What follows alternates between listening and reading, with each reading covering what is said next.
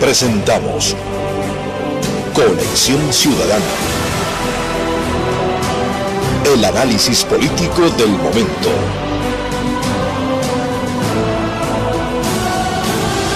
Conexión Ciudadana. Seguimos informando a través de Prensa Radial. Tenemos la presencia de don Jorge Ellis, él es representante de la UNESCO en la ciudad de Quito, para conocer de cerca los aspectos de cómo se van a festejar cuando estamos celebrando un aniversario más de la Reserva de la Biosfera del Bosque Seco, y también hablar un poco de la biodiversidad en América Latina y principalmente en el Ecuador. Don Jorge, buenos días, bienvenido a Prensa Radial, a Radio Ecuasur y srradio.com. Buenos días, don Jorge. Muy buenos días, muchas gracias por la invitación para compartir con ustedes algunas de estas ideas en estas fechas tan especiales para la Reserva de Biosfera en Bosque Seco. Don Jorge, el celebrar un aniversario, por ejemplo, de la Reserva del Bosque Seco en la provincia de Loja, muchos ciudadanos dirán: ¿qué sacamos celebrando un aniversario de una reserva de biosfera? ¿Cuál sería esa respuesta suya para el ciudadano que a lo mejor, como este servidor, nos estamos cuestionando ello?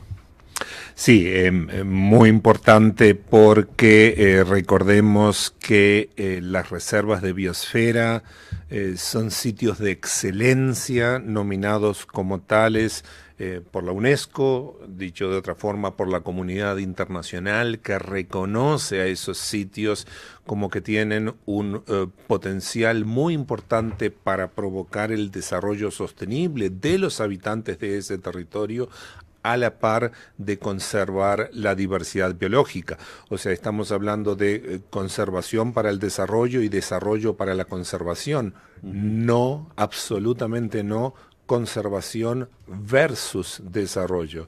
Entonces es muy importante que toda reserva de biosfera debe contribuir de alguna forma a beneficiar, a que haya beneficios tangibles en la población de ese territorio.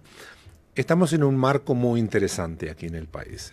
Ecuador, como uno de los 17 países mega diversos del mundo, a pesar de su territorio relativamente pequeño, estamos en el único país del mundo en que la Constitución Nacional, la Constitución de la República, reconoce a la naturaleza como sujetos de derechos. Entonces, el contexto general para esta figura de reserva de biosfera, que pretende de nuevo hacer un aporte a la conservación de la diversidad biológica, su diálogo con la diversidad cultural del territorio y el desarrollo sostenible de los habitantes, esas son las funciones, y en este cuarto aniversario se está trabajando un poquito eso. Se está, por un lado, celebrando esta fecha, ya un cuarto aniversario, ¿no? Fue hace 4 años, en el año 2014, cuando la provincia de Loja y la provincia del Oro recibieron esta distinción, pero también se está reflexionando ¿qué logros se han tenido en estos 4 años? Se está haciendo un análisis crítico para proyectarnos hacia los 4 años, y dentro de 4 años volveremos a ver de estos logros que se autopropusieron los actores principales en la gestión de la Reserva de Biosfera, que se pudo avanzar. Pero, don Jorge, cuando hablamos, por ejemplo, usted topó el tema de la Constitución del Ecuador, en la cual garantiza y otorga derechos la Constitución a la parte del territorio ecuatoriano en lo que es la biodiversidad. Pero, ¿qué es lo que piensa la comunidad internacional sobre este tema, el tema constitucional, y cuáles son las articulaciones en ese sentido de carácter internacional? La comunidad internacional en general ve con mucha expectativa este tipo de procesos en Ecuador, porque es realmente muy complejo otorgarle derechos a la naturaleza.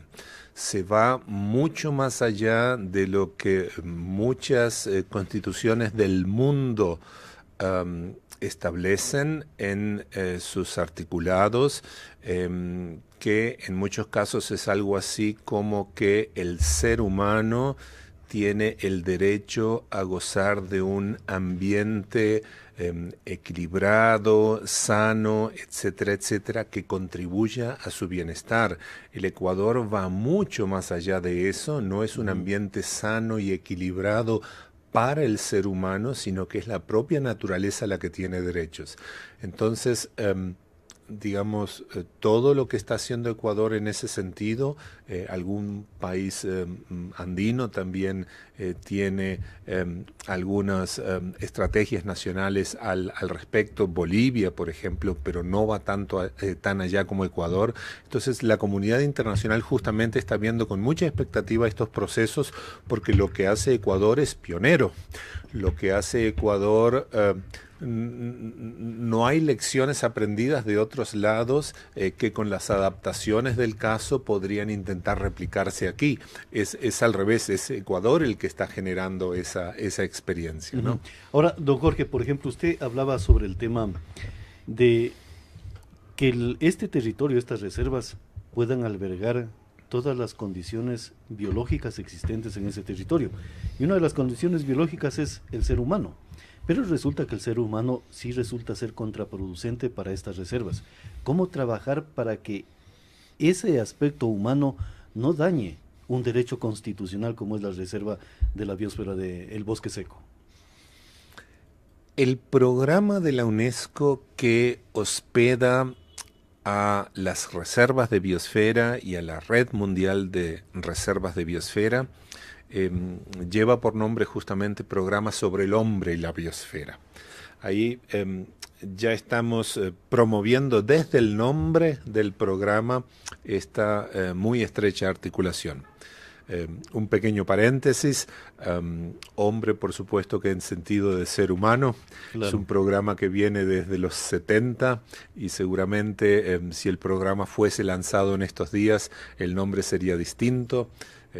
Recordarnos que UNESCO tiene como una de sus dos prioridades globales la igualdad de género y que se promueve con mucha fuerza el posicionar la voz de las mujeres, así como también la voz de los jóvenes en procesos como los de reservas de biosfera. De paso mencionar que la Red Mundial de Reservas de Biosfera al día de hoy cuenta con 669 sitios en 120 países del mundo.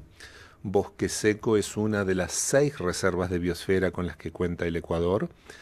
Entonces estamos hablando de territorios de excelencia. Todos los documentos indican cuáles son las características que debe cumplir un territorio desde distintos puntos de vista, por ejemplo, desde su riqueza en diversidad biológica, para poder calificar, para poder aspirar a esta nominación internacional. Entonces, para Bosque Seco, para las otras 5 reservas de biosfera del país, pero para Bosque Seco en particular, estamos hablando de un territorio de excelencia. Estamos hablando de unas características ecológicas muy especiales, de una riqueza en diversidad biológica muy importante, acompañada por la diversidad cultural de el territorio y el compromiso de las autoridades del territorio y otros actores académicos, organizaciones no gubernamentales, asociaciones de la sociedad civil, de gestionar ese territorio de una manera sostenible. Ahora, don Jorge, en el tema, por ejemplo, del hombre o del ser humano dentro de estas reservas o dentro de este territorio cercano a estas reservas, ¿lo ponemos a trabajar para darle cobertura económica para que proteja el bosque o es un deber netamente ético y moral de ese ciudadano, de ese hombre, el precautelar la naturaleza como parte del desarrollo de vida de la especie humana en este planeta? Que serían dos cosas muy diferentes. Ayer en la inauguración de este foro de celebración y reflexión por el aniversario de la Reserva de Biosfera Bosque Seco, nos recordaba el señor rector encargado de la Universidad Técnica Particular de Loja, de la UTPL, que en términos generales nuestra vida cotidiana no es sostenible. O sea que vamos mucho más allá de un deber ético y moral, estamos hablando de nuestra propia sobrevivencia. Claro. O cambiamos nuestros hábitos, o estamos hipotecando no solo el futuro, nuestras generaciones, las que nos van a seguir, nuestros hijos y nuestros nietos, sino también nuestra propia seguridad. Ya estamos consumiendo más recursos en el planeta como humanidad, como países, como sociedades, como seres humanos individuales. Estamos consumiendo más recursos que lo que el planeta puede regenerar. No le estamos dando tiempo a los procesos ambientales para regenerar lo que consumimos. Vamos demasiado rápido. Y en ese sentido, entonces, comentar con quienes nos escuchan que la Agenda 2030 para el Desarrollo Sostenible, esta gran agenda que los Estados miembros de Naciones Unidas aprobaron en el 2015 y nos guían hacia el 2030 en estos 15 años, es muy muy interesante, y les sugiero que intenten revisar algunos de los objetivos de desarrollo sostenible que hablan, por supuesto, por ejemplo, de producción y consumo responsables. Ya estas agendas internacionales de desarrollo no le hablan solo a las máximas autoridades, a los gobernantes, a los tomadores de decisión, a los grandes productores, ya hablan también de producción y de consumo responsable. O sea, nos hablan a cada uno de nosotros.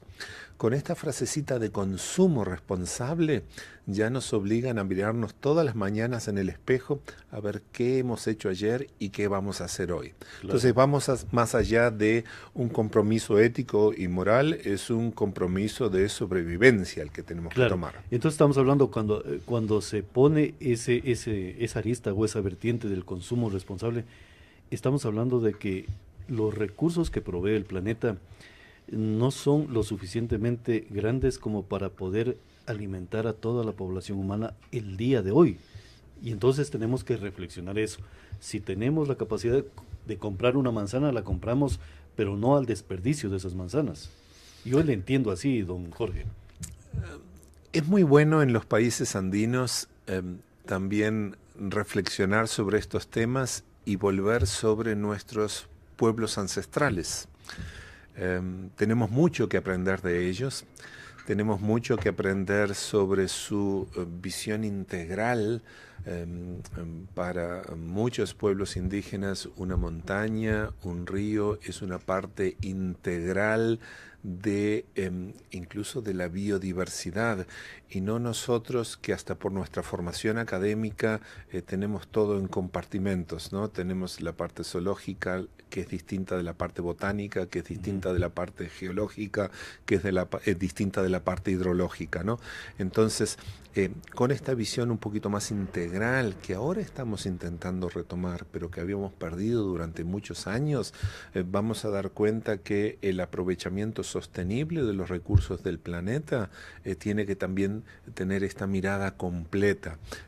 Es la manzana, sí, pero estamos hablando también del agua, estamos hablando de temas como minería y extracción de hidrocarburos. Todo lo que son recursos naturales. Exactamente. Claro, pero don Jorge, ¿pero cómo es que la humanidad perdió ese sendero o ese camino? Cuando usted habla, por ejemplo, de los pueblos ancestrales, ¿por qué tenían ese nivel de respeto hacia la naturaleza los pueblos ancestrales o andinos en América o en el Ecuador?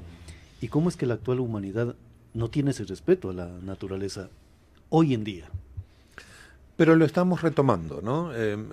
Coincido que seguramente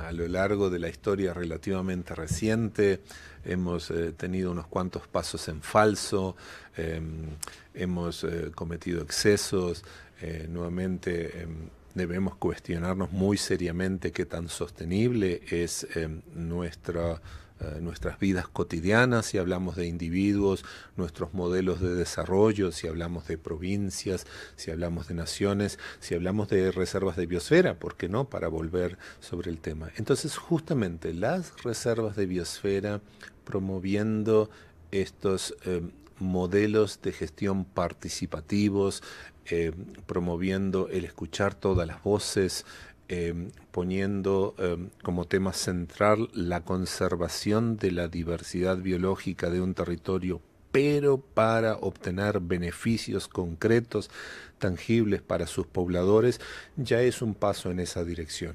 Y en ese sentido, la Reserva de Biosfera Bosque Seco, cuyo 4º aniversario estamos celebrando estos días, nos da muchas experiencias muy interesantes y que intentamos llevarlas a otras reservas de biosfera del país, de América Latina, del mundo.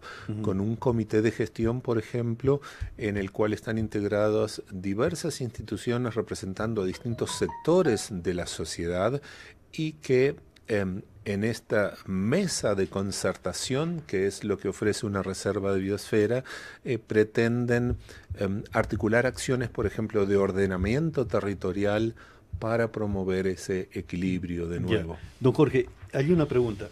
¿Es necesario que la provincia de Loja invierta no solamente socialmente, sino económicamente en precautelar esta reserva de biosfera? Estoy hablando de los gobiernos locales, parroquiales y provinciales. Provincia de Loja y provincia del Oro, por cierto, en el caso de Bosque Seco, ¿no? Tenemos en este territorio unas maravillas únicas. Quizás la gran bandera, la que se roba gran parte de las fotos, es la floración de los guayacanes, que por cierto en los últimos años está teniendo un impacto hasta mediático cada vez más potente. Entonces, quizás con la bandera grande de los guayacanes amarillos en flor, que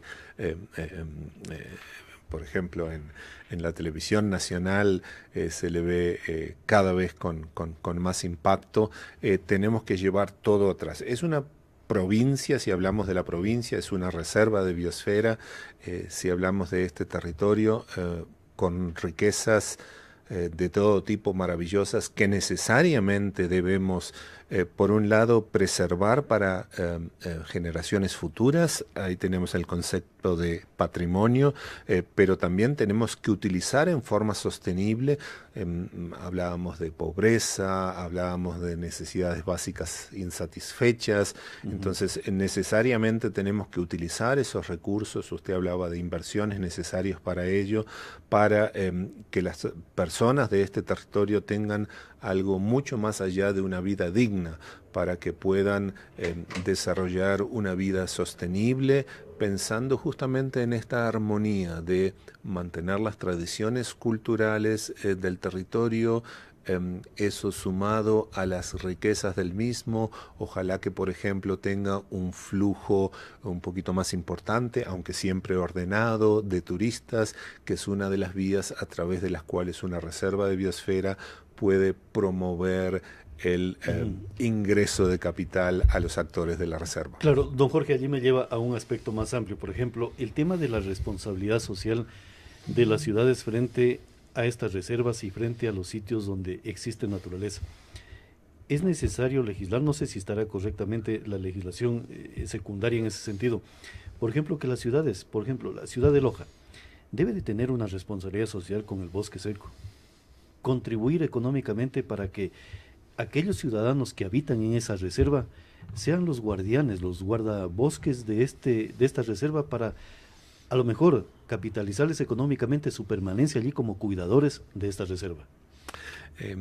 Usted introduce un concepto muy interesante. Primero el tema urbano, por supuesto, y también el concepto de guardián, que se refleja hasta en el perfil que tienen hoy en día los guardaparques.